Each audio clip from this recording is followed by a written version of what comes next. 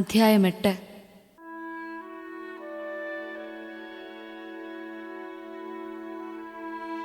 യേശു മലയിൽ നിന്നിറങ്ങി വന്നപ്പോൾ വലിയ ജനക്കൂട്ടം അവനെ അനുഗമിച്ചു.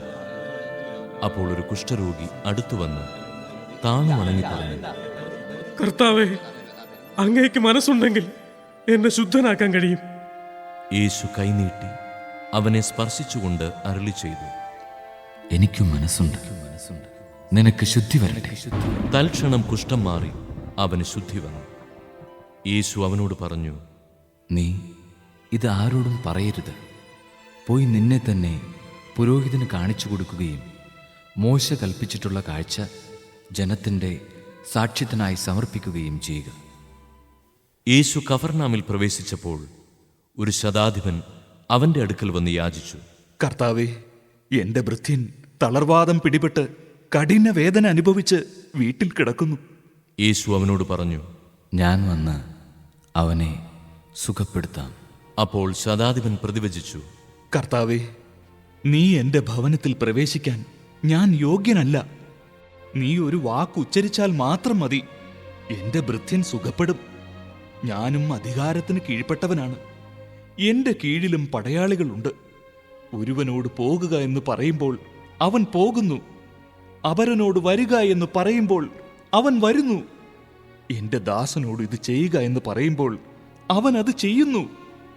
യേശു ഇത് കേട്ട് ആശ്ചര്യപ്പെട്ട് തന്നെ അനുഗമിച്ചിരുന്നവരോട് പറഞ്ഞു, സത്യമായി ഞാൻ നിങ്ങളോട് പറയുന്നു, ഇതുപോലുള്ള വിശ്വാസം ഇസ്രായേലിൽ ഒരുവനിൽ പോലും ഞാൻ കണ്ടിട്ടില്ല.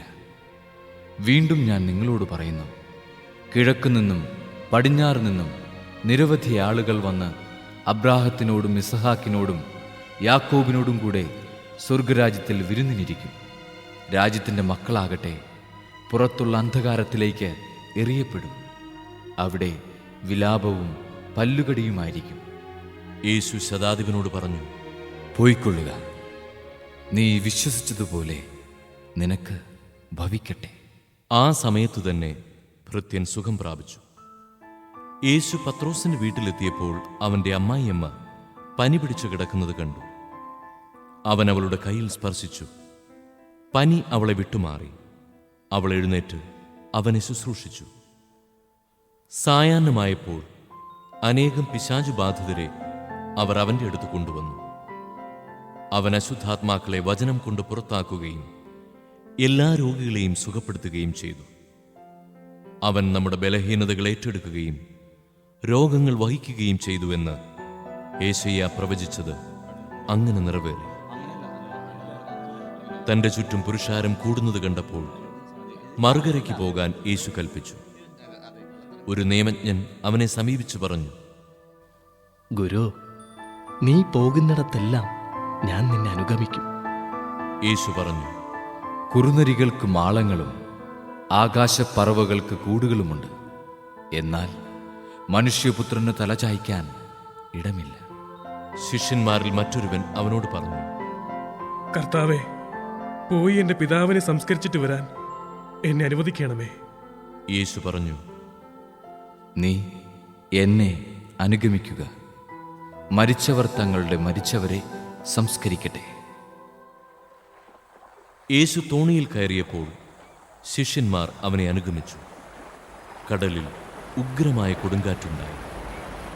തോണി മുങ്ങത്തക്ക വിധം തിരമാലകൾ ഉയർന്നു. അവൻ ഉറങ്ങുകയായിരുന്നു. ശിഷ്യന്മാർ അടുത്തു ചെന്ന് അവനെ ഉണർത്തി അപേക്ഷിച്ചു, കർത്താവേ, രക്ഷിക്കണമേ, ഞങ്ങൾ ഇതാ നശിക്കുന്നു.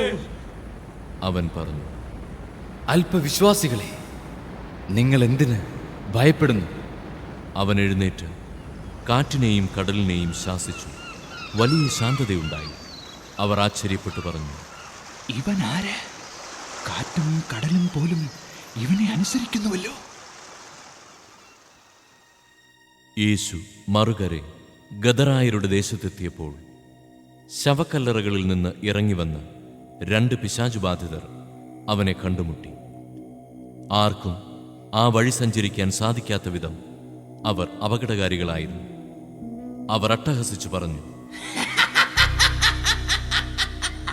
ദൈവപുത്ര, നീ എന്തിന് ഞങ്ങളുടെ കാര്യത്തിൽ ഇടപെടുന്നു? സമയത്തിനു മുമ്പ് ഞങ്ങളെ പീഡിപ്പിക്കാൻ നീ ഇവിടെ വന്നിരിക്കുകയാണോ? അവരിൽ നിന്ന് അല്പമകലെ വലിയൊരു പന്നിക്കൂട്ടം മേയുന്നുണ്ടായിരുന്നു. പിശാചുകൾ അവനോട് അപേക്ഷിച്ചു, നീ ഞങ്ങളെ പുറത്താക്കുന്നെങ്കിൽ ആ പന്നിക്കൂട്ടത്തിലേക്ക് അയക്കണമേ. അവൻ പറഞ്ഞു, പോയിക്കൊള്ളുവിൻ. അവ പുറത്തു വന്ന് പന്നികളിൽ പ്രവേശിച്ചു. പന്നിക്കൂട്ടം മുഴുവൻ കിഴുക്കാം തൂക്കായ നിരത്തിലൂടെ പാഞ്ഞു ചെന്ന് കടലിൽ മുങ്ങിച്ചു. പന്നി മേയ്ക്കുന്നവർ ഭയപ്പെട്ടോടി പട്ടണത്തിലെത്തി എല്ലാ കാര്യങ്ങളും പിശാചു ബാധിതർക്ക് സംഭവിച്ചതും അറിയിച്ചു. അപ്പോൾ പട്ടണം മുഴുവൻ യേശുവിനെ കാണാൻ പുറപ്പെട്ടു വന്നു. അവർ അവനെ കണ്ടപ്പോൾ തങ്ങളുടെ അതിർത്തി വിട്ടുപോകണമെന്ന് അപേക്ഷിച്ചു.